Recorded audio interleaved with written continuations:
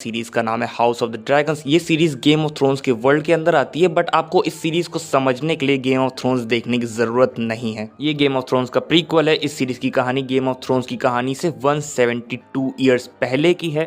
अगर आप लोगों ने अभी तक गेम ऑफ थ्रोन्स नहीं देखा तो जाके देख लो। गेम ऑफ थ्रोन्स एक अच्छी सीरीज है, बट आपको इस सीरीज को एंजॉय करने के लिए गेम ऑफ थ्रोन्स पहले से देखा होना जरूरी नहीं है। एंड आज की वीडियो में हम लोग इस सीरीज के एपिसोड 1 का एक्सप्लेनेशन करने जा रहे हैं। मुझे मालूम है ये सारी बातें तुम लोगों को पहले से ही मालूम थी, क्योंकि ऑब्वियसली तुम लोगों ने वीडियो का टाइटल एंड थंबनेल देख के वीडियो पे क्लिक किया है, बट तब भी मुझे तुम लोगों को बतानी पड़ी क्योंकि स्क्रिप्ट में ऐसा लिखा था। और मैं एक और इम्पॉर्टेंट बात बता दूं वीडियो को स्टार्ट करने से पहले कि इस वीडियो के अंदर मैं सिर्फ हाउस ऑफ द ड्रैगन्स के एपिसोड 1 का एक्सप्लेनेशन दूंगा। इट मींस अगर तुम लोगों को कुछ कैरेक्टर्स समझ में नहीं आ रहे हैं, वो लोग किस ड्रीम के बारे में बात कर रहे हैं, वैलेरिया कैसे डिस्ट्रॉय हो गया, अगर ऐसे क्वेश्चंस हैं तो इन क्वेश्चंस को प्लीज कमेंट सेक्शन में लिख देना। मैं कोशिश करूंगा इनके ऊपर वीडियो बनाने की। So now without wasting any more time, let's get on to the explanation. Series का एपिसोड 1 एगोन की कॉन्क्वेस्ट के 100 साल बाद शुरू होता है, जहां पे अभी वेस्ट्रॉस की गद्दी पे राज कर रहे हैं किंग जहारिस। इन्होंने वेस्ट्रॉस पे 60 ईयर्स तक रूल किया है। इनका नाम सबसे ज्यादा शासन करने वाले राजाओं की लिस्ट में आता है। एंड जो इनका रूलिंग पीरियड था 60 ईयर्स का, उसे वेस्ट्रॉस का गोल्डन एज भी कहा जाता है। पर अब जैसा कि आप देख सकते हो इनकी उम्र हो रही है एंड इनकी तबीयत भी बहुत ज्यादा खराब हो रही है, तो इन्होंने अपना उत्तराधिकारी घोषित करने के लिए हेरन हॉल में एक बहुत बड़ी सभा बुलाई है, जिसके अंदर वेस्ट्रॉस के सारे लॉर्ड्स एंड लेडीज आए हैं। एंड ये सभा उन्होंने इसलिए बुलाई है क्योंकि उनके पास उनका कोई डायरेक्ट उत्तराधिकारी नहीं है। उनके 2 बेटे जरूर थे, एमॉन्ड और बेलन, बट वो मर गए, जिसकी वजह से अब वो अपने परिवार के अंदर कोई सिविल वॉर नहीं देखना चाहते हैं, क्योंकि वो जानते हैं कि हाउस टारगेरियन को सिर्फ हाउस टारगेरियन खुद ही खत्म कर सकता है। इस वजह से वो कोई परिवार के अंदर लड़ाई नहीं चाहते हैं, जिसकी वजह से वो सबके सामने बैठ के, सबके मुंह के सामने अपना एक नया किंग, अपना एक नया उत्तराधिकारी चूज करना चाहते हैं कि लड़ाई ना हो। काउंसिल के सामने टोटल 14 एप्लीकेंट्स के प्रपोजल रखे जाते हैं, जिसमें से कंसीडर सिर्फ 2 को किया जाता है, जिसमें से पहली रहती है हमारी प्रिंसेस रैनिस एंड दूसरे कजन विसेरिस। तुम सब तो जानते हो पुराने जमाने में लोगों की सोच कैसे होया करती थी, औरत को ताकत नहीं मिलनी चाहिए, फलाना ढिमकाना। तो उसी प्रथा को इस शो के अंदर भी जारी रखा गया है एंड इस वजह से प्रिंसेस रैनिस को नहीं चुना जाता एंड विसेरिस को नया किंग बना दिया जाता है। इसके बाद हमें एक टाइम जंप देखने को मिलता है 9 ईयर्स का, मतलब कि अब 9 साल हो गए हैं किंग विसेरिस को वेस्ट्रोस को रूल करते हुए। एंड हमें फर्स्ट लुक देखने को मिलता है साइरेक्स का, जिसे राइड कर रही है प्रिंसेस रेनेरा टारगेरियन। एंड यस, पूरी कम्युनिटी की तरह मैं भी एग्री करना चाहूंगा कि ये वाला सीन नॉस्टैल्जिया दे देता है, याद दिला देता है कि जब डेनेरिस टारगेरियन अपने ड्रैगन्स को राइड करती थी। अगर बात करी जाए साइरेक्स की, तो हम लोग देख सकते हैं यहाँ पे साइरेक्स छोटा दिख रहा है एंड आगे हमें बता भी दिया जाता है कि साइरेक्स अभी बहुत ज्यादा यंग है, बहुत ही ज्यादा जवान है, इसी वजह से वो अभी ग्रो कर रहा है। साथ ही साथ हमें यहाँ पे ड्रैगन से भी इंट्रोड्यूस कराया जाता है, जो कि वैलेरियन बोल के साइरेक्स और अदर ड्रैगन्स को कंट्रोल करते हैं, जैसे डेनेरिस टारगेरियन करती थी। एंड ये लोग जहाँ पे साइरेक्स को ले जा रहे हैं, इस जगह को ड्रैगन पिट भी कहा जाता है। इस जगह पे ड्रैगन्स की देखभाल करी जाती है एंड इसे हमने पहले गेम ऑफ थ्रोन्स में भी देखा था, बट वहां पे ये उतना अच्छा नहीं था। इसके बाद हमें इंट्रोड्यूस कराया जाता है सर हैरोल्ड वेस्टरलिंग से, जो कि वेस्ट्रॉस के बेस्ट नाइट्स में से एक आते हैं एंड करंटली लॉर्ड कमांडर हैं किंग्स गार्ड के। इसके बाद हमें दिखाई जाती है एलिसेंट हाईटावर, जो कि बेटी है hand of the king auto Hightower की एंड बेस्ट फ्रेंड है प्रिंसेस रेनेरा टारगेरियन की। इसके बाद ये लोग किंग्स लैंडिंग में जाते हैं, जो कि गेम ऑफ थ्रोन्स के कंपेरिजन में यहाँ पे मतलब कि थोड़ी बहुत ज्यादा पीसफुल दिखाई दे रही है। सेम फॉर रेड कीप के अंदर हमें थोड़ी और जगहें दिखाई जाती हैं। एंड अगर मुझे अपने पर्सनल ओपिनियंस देने पड़े तो इस सीरीज में हमें वेस्ट्रॉस और किंग्स लैंडिंग ज़्यादा अच्छे से दिखाया गया, मतलब कि मुझे इस सीरीज का वेस्ट्रॉस और किंग्स लैंडिंग का वर्जन ज़्यादा पसंद आया। इसके बाद हमें इंट्रोड्यूस कराया जाता है क्वीन एमा टारगेरियन से, जो कि हमारे किंग विसेरिस की पत्नी है एंड रेनेरा की माँ है। ये रेनेरा को समझा रही होती हैं कि इनको अच्छा नहीं लगता कि रेनेरा ड्रैगन्स की सवारी करती है, बाहर घूमने जाती है, फलाना ढमकाना। मतलब इनके कहने का मतलब सिर्फ ये है कि रॉयल फीमेल्स का काम सिर्फ बच्चा पैदा करना है और कुछ नहीं। इसके बाद हमें स्मॉल काउंसिल दिखाई जाती है, जहां पे ऑलमोस्ट सब लोग सारे मतलब काउंसिल मेंबर्स मजाक मस्ती कर रहे होते हैं, पर तभी लॉर्ड कॉर्डलिस वैलेरियन बताते हैं कि कुछ पायरेट्स ने आपस में अलायंस बना ली है। वो अपने आप को ट्रायार्की कहते हैं। इन सब में फ्री सिटीज ऑफ एसोस भी शामिल है एंड ये लोग हमारे लिए बहुत बड़ी प्रॉब्लम बन सकते हैं इन फ्यूचर। पर काउंसिल उनकी बातों को इग्नोर कर देती है एंड डेमोन टारगेरियन के बारे में बात करने लगती है। डेमोन टारगेरियन किंग विसेरिस के छोटे भाई हैं एंड सिटी वॉच के लॉर्ड कमांडर हैं। बंदे को बहुत ज़्यादा पैसे दिए गए थे, बजट दिए गए थे सिटी के अंदर क्राइम्स को कंट्रोल करने के लिए, बट बंदा ज्यादातर स्मॉल काउंसिल की मीटिंग में आता ही नहीं। काउंसिल के अंदर ऐसे तो हमें और भी कैरेक्टर्स को दिखाया गया, बट एक कैरेक्टर जो कि मेरे लिए सबसे ज्यादा स्टैंड आउट हुआ वो था hand of the king auto Hightower. ये बंदा मतलब मुझे बहुत ही ज्यादा हरामी लग रहा है। आगे लोग एश टूर्नामेंट की बातचीत करने लगते हैं जो कि नेक्स्ट इन लाइन के रिस्पेक्ट में होता है। यहाँ पे किंग वसेरिस चाहते हैं कि ये टूर्नामेंट जल्दी से जल्दी हो, और अगर उसी समय बच्चे की गुड न्यूज आ जाए तो एकदम तगड़ी वाली बात हो जाएगी। एंड मैंने अभी तुम्हें कुछ समय पहले बताया था कि इनकी वाइफ एमा टारगेरियन प्रेग्नेंट है और इन्हें ये लगता है कि बच्चा एक लड़का होगा, क्योंकि इन्होंने अपने ड्रीम में देखा था कि हाँ बच्चा एक लड़का होगा। पर बाकी के काउंसिल मेंबर्स इस बात से काइंडा एग्री नहीं करते, क्योंकि ऑब्वियसली उन लोगों को नहीं मालूम जेंडर क्या होने वाला है चाइल्ड का। आगे हम लोग देखते हैं प्रिंसेस रेनायरा थ्रोन रूम में आती है जहां पे अपने डेमॉन टारगेरियन खुद बैठे हुए होते हैं। प्रिंसेस रेनायरा बोलती है कि फादर को अच्छा नहीं लगेगा कि आप उनकी परमिशन के बिना थ्रोन पे बैठे हो। डेमॉन वहां से उठ जाता है एंड रेनायरा के पास आके उसे एक नेकलेस गिफ्ट करता है जो कि वेलेरियन स्टील से बना हुआ होता है। आगे वो लोग आपस में ओल्ड वेलेरिया के अंदर बातचीत करने लगते हैं एंड लाइक यार इनकी कन्वर्जेशन को सुन के मुझे कुछ गड़बड़ लग रही है इनकी रिलेशनशिप में। नेक्स्ट सीन में हम देखते हैं कि रेनेरा एंड एलिसेंट आपस में एक बहुत ही अच्छा टाइम स्पेंड कर रही होती हैं, जहाँ पे ये लोग बात कर रही होती है। रेनेरा बता रही होती है कि मेरी मदर मुझे चाहती है कि मैं तो बस एक हाउस वाइफ बन के रह जाऊँ, मतलब कि सिर्फ बच्चे पैदा करूँ एंड कुछ नहीं, बट मुझे उससे मेरा गोल्स बहुत ही बड़े हैं। मुझे ड्रैगन्स को राइड करना है, फाइट करनी है, बैटल्स पे जाना है, फलाना टाइप का। मतलब कि रेनेरा एंड एलिसेंट यहाँ पे एक बहुत ही अच्छा समय बिता रही होती हैं।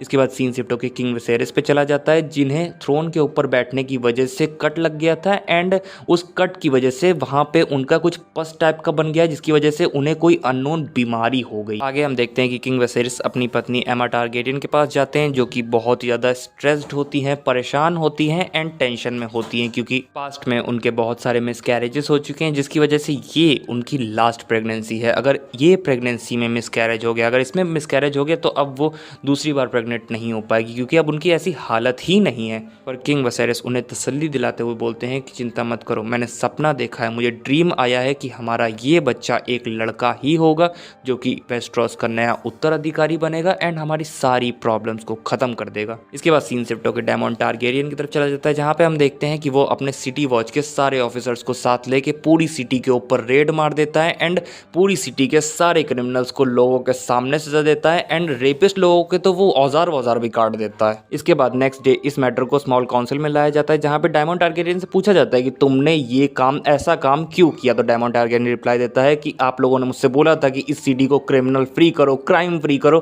तो मैंने बस वही किया, क्रिमिनल्स को सजा दी। एंड इस काउंसिल मीटिंग में हम लोगों को ये भी मालूम चलता है कि डायमंड वेल की एक लेडी से मैरिड है, बट वो उसे पसंद नहीं करता क्योंकि डायमंड की मैरिज उसकी परमिशन के बिना कराई गई थी। मतलब डायमंड की मैरिज डायमंड की परमिशन के बिना कराई गई थी एंड उसे वो लेडी पसंद भी नहीं है। ऑटो हाईटावर डायमंड के ऊपर गुस्सा होते हैं, क्लोरिस वेलेरियन डायमंड को डिफेंड करते हैं और हमारे किंग डायमंड को सिर्फ एक वार्निंग दे के जाने देते हैं। किंग बोलते हैं कि नेक्स्ट टाइम से ऐसा कुछ मत करना एंड बस डायमंड टारगेरियन को जाने देते हैं। इसके बाद हमें एक एरोटिक सीन दिखाया जाता है जहां पे हमें इंट्रोड्यूस कराया जाता है मिसेरिया से, जो कि डायमंड की लव इंटरेस्ट है एंड लाइक डायमंड की लाइफ में एक बहुत ही इंपॉर्टेंट पार्ट प्ले करती है एंड स्टोरी के अंदर भी एक बहुत ही इंपॉर्टेंट पार्ट प्ले करेगी। यहाँ पे वो डायमंड को कंफर्ट कर रही होती है क्योंकि डायमंड को कुछ मेंटल स्ट्रेस हो रहा होता है कि उसका भाई उसके साथ ऐसे बिहेव कर रहा है, फलाना ढिमकाना। इसके बाद सीन शिफ्ट होता है एंड नेक्स्ट सीन में हम देखते हैं कि एश टूर्नामेंट चालू होने जा रहा होता है। यहाँ पे बहुत सारे बड़े बड़े हाउसेस के प्लेयर्स आए हुए होते हैं इंक्लूडिंग डायमंड टारगेरियन एंड इस बंदे की फाइट ऑब्वियसली इंटरेस्टिंग होती है क्योंकि ये बंदा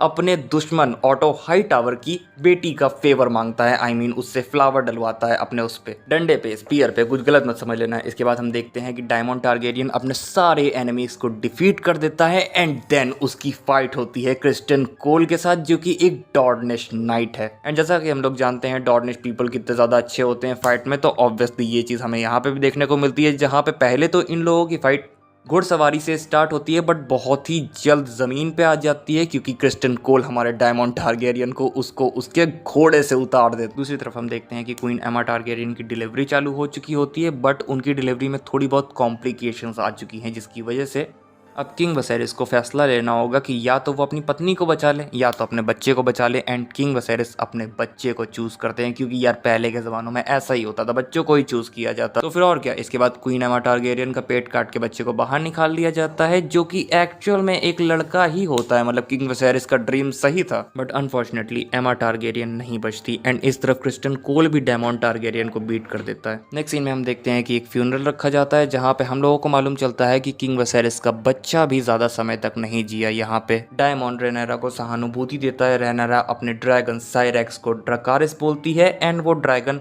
अपनी आग फेंकता है जिससे किंग वसेरिस की पत्नी और उनके बेटे दोनों का अंतिम संस्कार हो जाता है। इसके बाद सीन शिफ्ट होकर रात की तरफ चला जाता है जहाँ पे हम देखते हैं कि स्मॉल काउंसिल फिर से बुलाई गई होती है। इस स्मॉल काउंसिल की मीटिंग को डेमॉन भी छुप के सुन रहा होता है, एंड यहाँ पे hand of the king Otto Hightower king Viserys से मैटर डिस्कस किया जाता है कि अब आपके लड़के की मौत के बाद अब आपका उत्तराधिकारी कौन होगा, वेस्ट्रॉस की गद्दी इन फ्यूचर अब कौन संभालेगा। किंग वसेरिस के पास दो ऑप्शंस है, पहला उनकी बेटी रेनेरा टारगेरियन और दूसरा उनका छोटा भाई डायमॉन टारगेरियन। और यहाँ पे लाइक टेंशन इस वजह से भी चल रही होती है क्योंकि जैसा तुम लोग जानते हो डायमॉन टारगेरियन एक बहुत ही ईवल बंदा है, एटलीस्ट काउंसिल की नजर में तो एक बहुत ही ईवल बंदा है, अनकंट्रोलेबल बंदा है। इस वजह से ये लोग चाहते नहीं है कि उसे गद्दी मिले।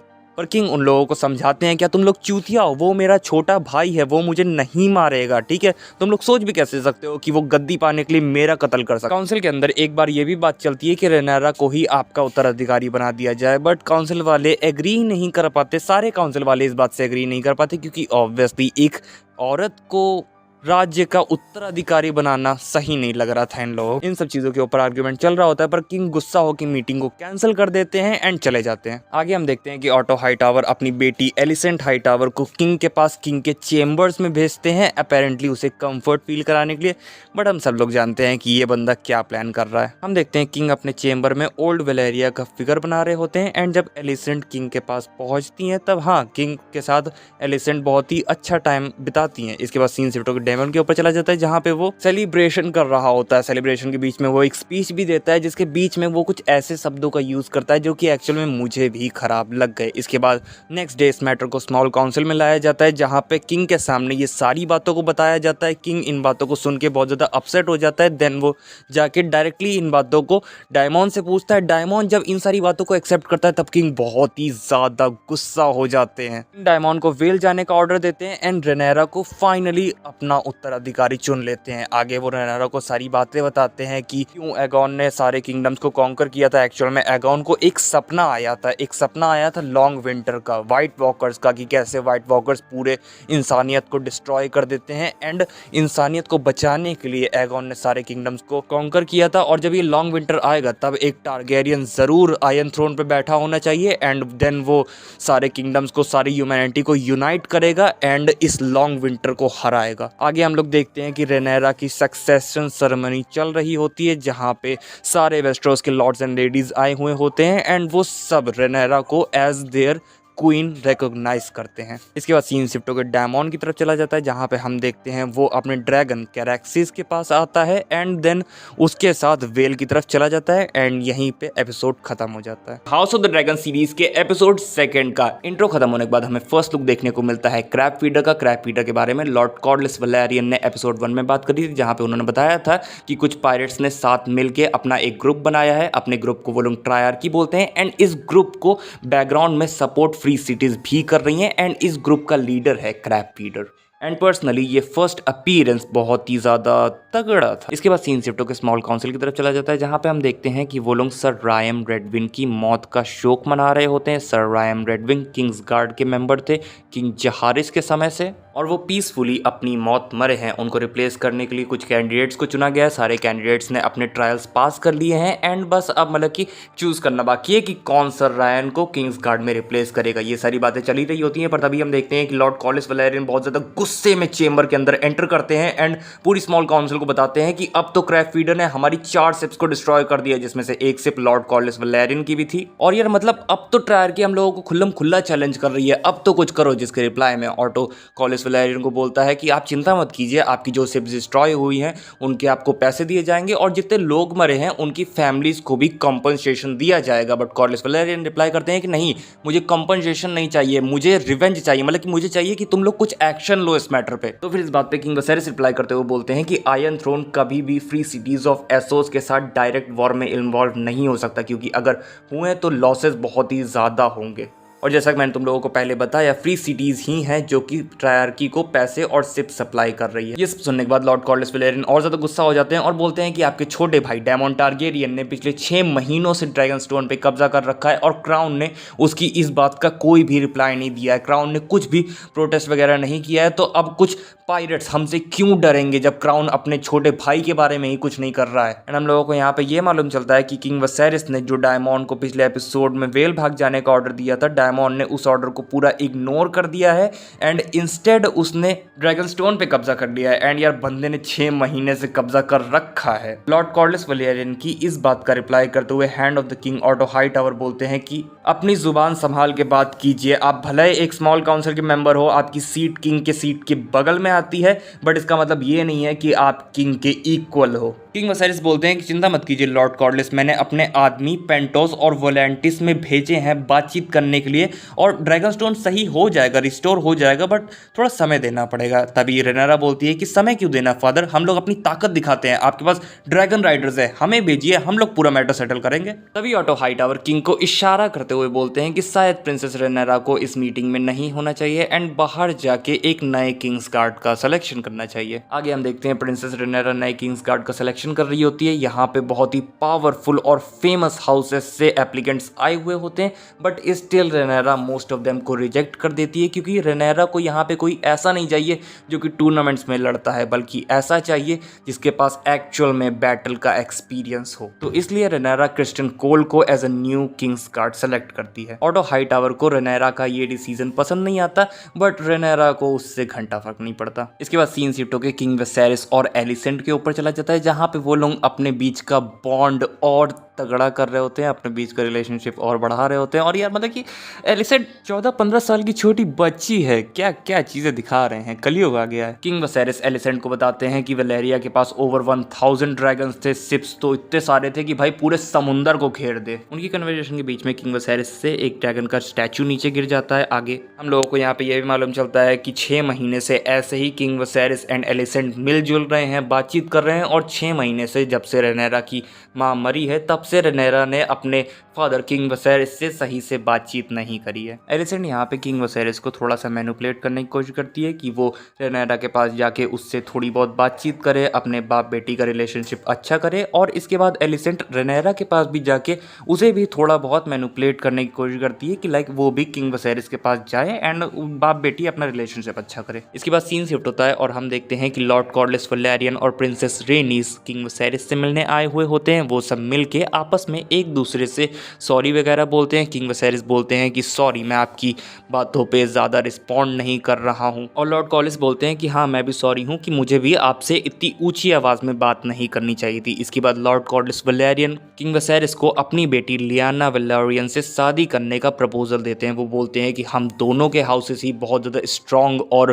पुराने हैं, और अगर लाइक हम दोनों के हाउसेस मिल जाते हैं तो हम लोग एक ऐसी फोर्स बनेंगे जिसे कोई भी डिस्ट्रॉय नहीं कर पाएगा। बट लियाना वैलेरियन सिर्फ 12 साल की है, तो अभी किंग वसेरिस को सोचने के लिए थोड़ा समय चाहिए। आगे हम देखते हैं किंग वसेरिस जब रेनेरा के साथ डिनर कर रहे होते हैं तो वो फाइनली रेनेरा से थोड़ी बहुत बातचीत करना स्टार्ट करते हैं। रेनेरा भी उनसे बातचीत करती है, बट जैसे ही उनकी कन्वर्सेशन के बीच में रेनेरा क्रैप फीडर वाली बात उठाती है तो वो गुस्सा हो जाते हैं एंड बोलते हैं तुम अभी सिर्फ एक छोटी बच्ची हो, तुम अभी सिर्फ सीख रही हो, और फिर से माहौल टेंस हो जाता है। नेक्स्ट सीन में हम देखते हैं कि पिछले एपिसोड में किंग वसेरिस को आयरन थ्रोन की वजह से जो कट लगा हुआ होता है उस पे भी इन्फेक्शन हो गया है, एंड यहाँ पे उस इन्फेक्शन को क्योर बहुत ही घिनौने तरीके से किया जा रहा है। आगे किंग वसेरिस ऑटो हाईटावर और मेस्टर को बताते हैं कि लॉर्ड कॉर्लिस वैलेरियन ने मुझे अपनी बेटी से शादी करने का मैरिज प्रपोजल दिया है। ऑटो हाईटावर इस बात को सुन के खुश नहीं होते हैं, बट जब मेस्टर बोलते हैं कि नहीं, ये एक बहुत ही अच्छा मैरिज प्रपोजल है, आपको शादी कर लेनी चाहिए, आप दोनों के हाउसेस बहुत स्ट्रांग है और अगर आप दोनों के हाउसेस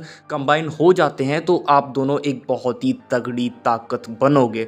और मेस्टर की बातों की वजह से ऑटो को भी हाँ में हाँ मिलानी पड़ती। नेक्स्ट डे हम देखते हैं कि किंग वसेरिस लियाना वैलेरियन के साथ वॉक पे जाते हैं गार्डन में। इनकी वॉक के बीच में, इनकी कन्वर्सेशन के बीच में हम लोगों को मालूम चलता है कि अपने किंग वसेरिस ने बलेरियन द ड्रेड, जो कि अपने एगोन द कॉन्करर का ड्रैगन था, उस ड्रैगन को राइड किया है एंड किंग वसेरिस ही बेलोरियन के लास्ट राइडर थे। और बोथ सीरीजेस, गेम ऑफ थ्रोन्स और हाउस ऑफ द ड्रैगन, दोनों सीरीजेस के अंदर हमें बलेरियन द ड्रेड का स्कल बहुत बार दिखाया गया है। इस कन्वर्सेशन के बीच में एक ड्रैगन वेगार का मेंशन होता है, जो कि एक फीमेल ड्रैगन थी है। मतलब इसका कुछ कंफर्म नहीं है कि ये मर गई है या फिर जिंदा है, तो कहाँ है इस ड्रैगन का अभी तक कुछ कंफर्म नहीं है, ये ड्रैगन लापता है। इसके बाद हम लोगों को रेनेरा दिखाई जाती है, जो कि अपने फादर की इस डेट को देख रही होती है और मनी मन सोच रही होती है कि मेरा बाप कितना बड़ा पेडोफाइल है। इसके बाद जब रेनेरा वहां से जा रही होती है तो उसे प्रिंसेस रेनीस मिलती है, जो कि इस सिचुएशन में और घी डालती है। वो बोलती है कि तुम कभी भी इस किंगडम की क्वीन नहीं बनोगी, क्योंकि ये लोग कभी एक फीमेल क्वीन को एक्सेप्ट करेंगे ही नहीं।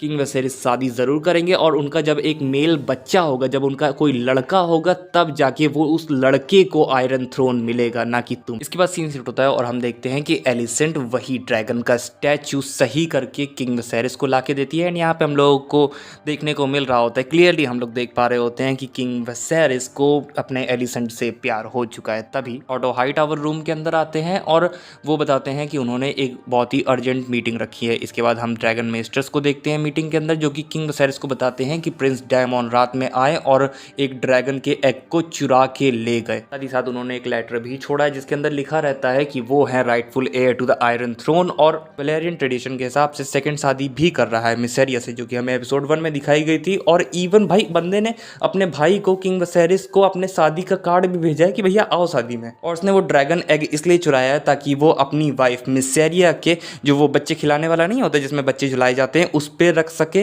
क्योंकि मतलब कि टारगेरियन फैमिली में ऐसा रिवाज है कि अगर आप ड्रैगन एग रखते हो जिसमें बच्चा खिलाया जाता है तो बच्चे का और उस ड्रैगन का बॉन्ड अच्छा बनता है। और बात यहाँ पे ये हो जाती है कि डायमॉन ने जिस एग को चुराया है उस एग का नाम है ड्रीम फायर, और इसी एग को पिछले एपिसोड में किंग के लड़के, जो मतलब पिछले एपिसोड में किंग का लड़का नहीं हो गया था, उसके लिए यूज किया गया था। आई होप मैंने ये चीज़ सही से एक्सप्लेन करी हो। आगे हम देखते हैं किंग वसेरिस इस चीज़ से बहुत ज़्यादा गुस्सा हो जाते हैं और वो अपनी आर्मी के साथ डायमॉन के पास जाने के लिए एकदम पूरा रेडी हो जाते हैं। पर तभी hand of the king auto Hightower उन्हें रोक लेते हैं और बोलते हैं कि नहीं, मुझे जाने दीजिए, क्योंकि ऑटो हाईटावर यहाँ पे इस मैटर को बातचीत करके सेटल करने की कोशिश करना चाह रहा होता है। आगे हम देखते हैं ऑटो हाईटावर डायमॉन के सामने आ जाते हैं। ऑटो हाईटावर के साथ Lord commander of Kings guard sir Harold और क्रिस्टियन कोल भी आए हुए होते हैं। पहले तो डायमॉन क्रिस्टियन कोल की थोड़ी सी बेइज्जती और डिसरिस्पेक्ट करने की कोशिश करता है, बट क्रिस्टियन कोल रिप्लाई करते हुए बोलते हैं कि अरे तुम ही तो वो हो जिसे हमने लास्ट एपिसोड में हराया था। और डायमॉन का मुंह बंद हो जाता है। ऑटो डायमॉन को धमकी देता है कि मुझे एग वापस कर दो, तो डायमॉन रिस्पॉन्ड में ऑटो की तरफ अपनी तलवार पॉइंट कर लेता है। तो ऑटो के आदमी भी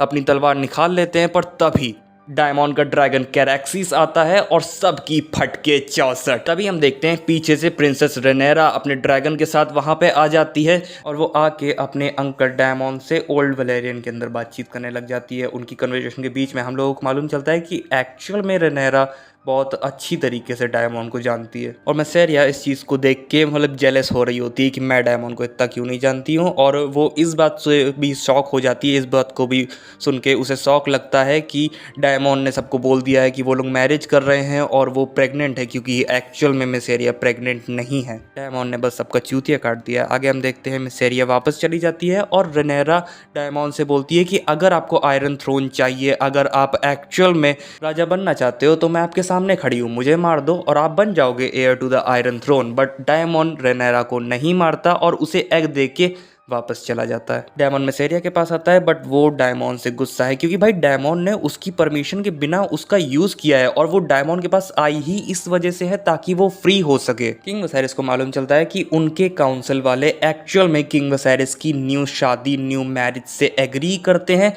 पर तभी न्यूज़ आती है कि प्रिंसेस रेनेरा ड्रैगन स्टोन से वापस आ गई है। किंग इस बात को सुन के बहुत ज़्यादा कंफ्यूज हो जाता है कि ये ड्रैगन स्टोन से वापस कब आई जब मैंने इसे भेजा ही नहीं है ड्रैगन स्टोन। इसके बाद किंग विसेरिस प्रिंसेस रेनेरा के पास आके उन्हें बहुत ज़्यादा डांटते हैं कि तुझे बिना परमिशन के नहीं जाना चाहिए था, अगर तुम्हें कुछ हो जाता तो। बातों ही बातों में किंग विसेरिस रेनेरा को अपनी नई शादी के लिए भी मना लेते हैं कि लाइक कभी ना कभी तो उनको नई शादी करनी ही पड़ेगी। एंड एक्चुअल में रेनेरा इस बात से एग्री कर जाती है। अगले दिन किंग विसेरिस स्मॉल काउंसिल में अपनी न्यू मैरिज की अनाउंसमेंट कर देते हैं, बट सरप्राइजिंगली, मतलब मेरे लिए तो सरप्राइज नहीं बट स्मॉल काउंसिल के मेंबर्स के लिए ये चीज़ ज़रूर एज अ सरप्राइज आई, क्योंकि किंग विसेरिस अपनी नई शादी एलिसेंट हाई टावर से कर रहे हैं, ना कि लाइना वैलेरियन से। लॉर्ड कॉर्लिस वैलेरियन इस बात को सुन के गुस्सा हो जाते हैं और रूम को लीव करके चले जाते हैं। रेनेरा भी सेम करती है, क्योंकि भाई अब मतलब कि उसकी बेस्ट फ्रेंड उसकी स्टेप मॉम बनेगी, ये चीज़ मतलब कि ऑब्वियसली वियर्ड हो गई। इस वजह से रेनेरा भी रूम को लीव करके चली जाती है। इसके बाद सीन शिफ्ट होता है और हम देखते हैं कि लॉर्ड कॉर्लिस वैलेरियन ने अपने घर पे डायमंड टारगेरियन को इनवाइट किया है। डायमंड टारगेरियन को वो एक अलायंस ऑफर करते हैं और बोलते हैं कि हम दोनों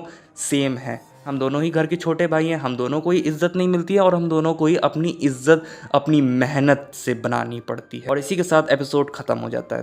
थर्ड का एपिसोड खत्म हो जाता है। के वीडियो में हम लोग एक्सप्लेनेशन करने वाले हैं house of the dragon series के एपिसोड 4 का। एपिसोड शुरू होता है रेनेरा के स्वयंवर से, जहां पे रेनेरा क्रिस्टियन कोल और बॉर्बन बराथियन के साथ अपने लिए लड़के देख रही होती है, मोर लाइक रिजेक्ट कर रही होती है। और इस बंदे बॉर्बन बराथियन को याद रखना, क्योंकि पहली बात ये रेनेरा का बहुत ही दूर का अंकल लगता है, साथ ही साथ आगे जाके यूपीएससी के एग्जाम में एक बहुत ही इंपॉर्टेंट रोल भी प्ले करेगा। स्वयंवर के स्टार्ट में सबसे पहले आता है एक बुढ़ा, जो कि इतना बुढ़ा है कि किंग विसेरिस इसके सामने एक छोटा दूध पीता हुआ बच्चा लग जाए। और मैंने इस बुढ़े का नाम तुम लोगों को इसलिए नहीं बताया क्योंकि मुझे खुद नहीं मालूम इसका नाम क्या है, बट फॉर्चुनेटली बहुत सारी गालियां खाने के बाद इस बुड्ढे को थोड़ी सी अकल आती है और ये वापस चला जाता है। इसके बाद आता है एक छोटा लौंडा, जो कि छोटा पैकेट बड़ा धमाल। लौंडे का नाम है विलियम ब्लैकवुड। रेनेरा के पास आके बहुत बड़ी बड़ी डींगे हाँकता है, मतलब वही प्रिंस वाली बातें करता है कि आप मुझसे शादी कर लो, मैं आपको प्रोटेक्ट करूंगा, आपके डेज इजी बना दूंगा, फलाना ढमकाना। बताता है कि हमारा परिवार रिवरलैंड्स को रूल करता है, हमारे अंदर अभी भी फर्स्ट मैन का खून दौड़ता है और हम लोगों ने इवन एगोन टारगेरियन की भी मदद करी थी उसकी कॉन्क्वेस्ट में, जो कि एक्चुअल में बहुत तगड़ी बात है। मैंने जब इसके ऊपर थोड़ी सी और रिसर्च करी, बस थोड़ी सी और रिसर्च करी, तब मुझे मालूम चला कि इनका जो हाउस है ब्लैकवुड, वो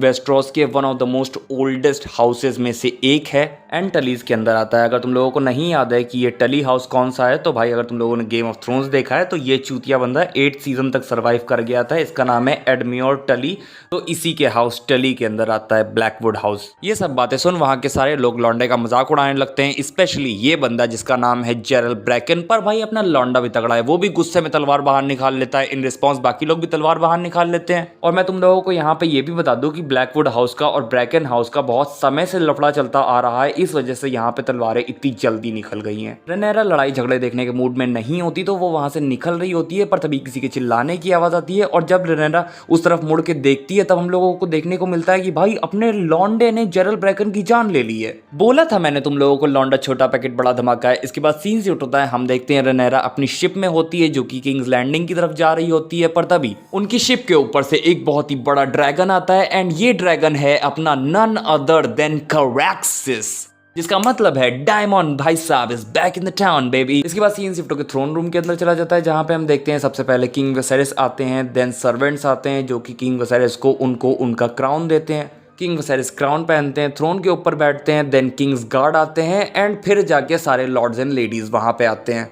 एंड जब सारे लॉर्ड्स एंड लेडीज वहां पे आ चुके होते हैं, जिसके अंदर अपनी रेनेरा भी होती है, देन आते हैं अपने डायमंड भाई साहब, जिनके सर पे एक क्राउन है और हाथ में हथियार। वेपन वो किंग्स गार्ड को दे देता है और बोलता है कि इसे थ्रोन में ऐड करा दो। एक्चुअल में टारगेरियन परिवार की ये एक प्रथा है कि वो अपने जितने एनिमीज को डिफीट करते हैं उनका एक वेपन एज अ ट्रॉफी रख लेते हैं और उसे अपने आयरन थ्रोन पे ऐड करा देते हैं, दिखाने के लिए कि देखो भैया हमने इतने एनिमीज को डिफीट किया है। किंग विसेरिस डायमंड को बोलते हैं कि तुम क्राउन पहनते हो, क्या तुम भी अपने आप को एक राजा मानते हो? जिसका रिप्लाई देते हुए डायमंड बताता है कि जब उसने ट्रायर्की को डिफीट किया तब वहां के लोगों ने उसे king of the narrow sea declare कर दिया, but I know that there is only one true king. And इतना बोलते ही वो घुटने टेक देता है और अपना क्राउन किंग विसेरिस को सौंप देता है। इसके बाद दोनों भाई गले मिलते हैं एंड सारे लॉर्ड्स एंड लेडीज तालियां बजाने लगते हैं। इसके बाद किंग विसेरिस डायमंड के रिटर्न की खुशी को सेलिब्रेट करने के लिए एक पार्टी का आयोजन करते हैं। और भाई मतलब कि यार इस बंदे को सिर्फ वजह चाहिए पार्टी करने की, काम धंधा तो कुछ होता नहीं है। पार्टी करवा लो इनसे। एनीवेज पार्टी में हम लोग देखते हैं किंग वसेरिस का मूड बहुत ही अच्छा रहता है, स्पेशली डायमॉन्ड के ऊपर।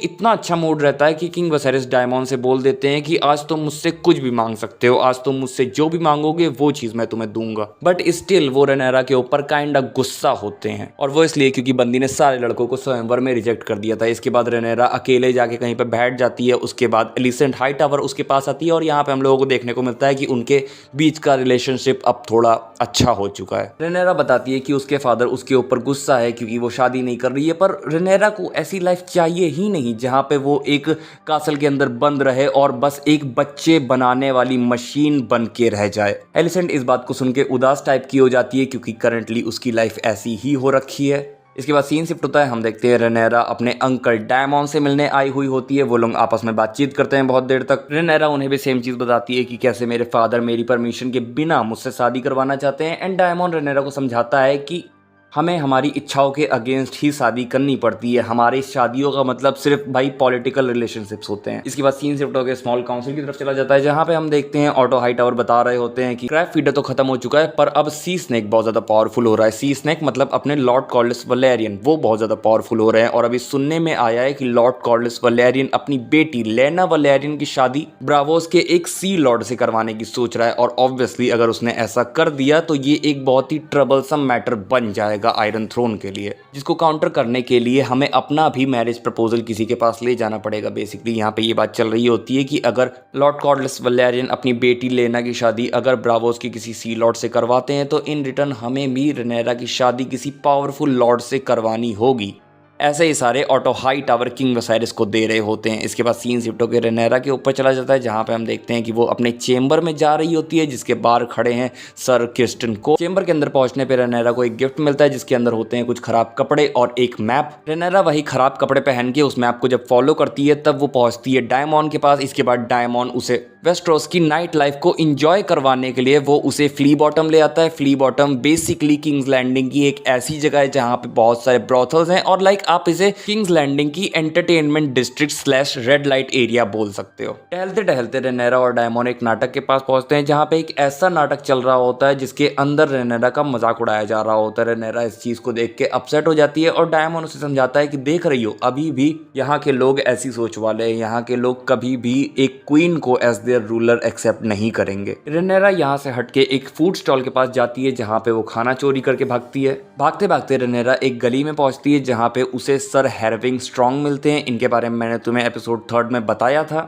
ये अपने लॉयनल स्ट्रॉन्ग के बेटे हैं और सीरीज में जाके एक बहुत ही इंपॉर्टेंट रोल प्ले करने वाले हैं, पर फिलहाल के लिए यहाँ पे वो रेनेरा को छोड़ देते हैं। इसके बाद रेनेरा और डायमॉन्ड एक ब्रॉथल पे आते हैं, जहाँ पे वो लोग कुछ ज़्यादा ही करीब आ जाते हैं और मतलब कि गुलू गुलू करने वाले होते हैं। पर तभी डायमॉन्ड को याद आता है कि वो रेनेरा का अंकल है, और डायमॉन्ड रेनेरा को वहीं छोड़ के चला जाता है। मुझे नहीं मालूम यहाँ पे क्या हुआ, बस डायमॉन्ड का मूड खराब हुआ, मूड नहीं बना तो वो बस रेनेरा को वहीं छोड़ के चला गया। रेनेरा ब्रॉथल से बाहर निकल के डायमॉन्ड को ढूंढ रही होती है, पर तभी एक स्पाई उसे देख लेता है। इसके बाद सीन शिफ्ट होता है, हम देखते हैं रेनेरा अपने चेंबर्स में पहुंच चुकी है। चेंबर्स में पहुंचने के बाद रेनेरा पहले तो क्रिस्टन कोल के साथ थोड़ी सी मस्ती करने की कोशिश करती है, बट देन वो क्रिस्टन कोल को सेड्यूस करना चालू कर देती है। इसके बाद क्रिस्टन कोल और रेनेरा गुलू गुलू करते हैं। एंड पर्सनली स्पीकिंग मैंने यहाँ पे एक्सपेक्ट नहीं किया था ऐसे कि अपने क्रिस्टन कोल यहाँ पे गिव इन कर देंगे रेनेरा के साथ, मतलब कि हाँ देखो रेनेरा हॉर्नी हो गई डायमॉन्ड की वजह से, वो ठीक है, पर मैंने सोचा नहीं था कि अपना क्रिस्टन कोल ऐसा निकल जाएगा। दूसरी तरफ हम देखते हैं किंग वसेरिस ने एलिसेंट को अपने चेंबर्स में समन किया होता है, बिकॉज ऑब्वियसली वो भी गुलू गुलू करना चाहते हैं, पर यहाँ पे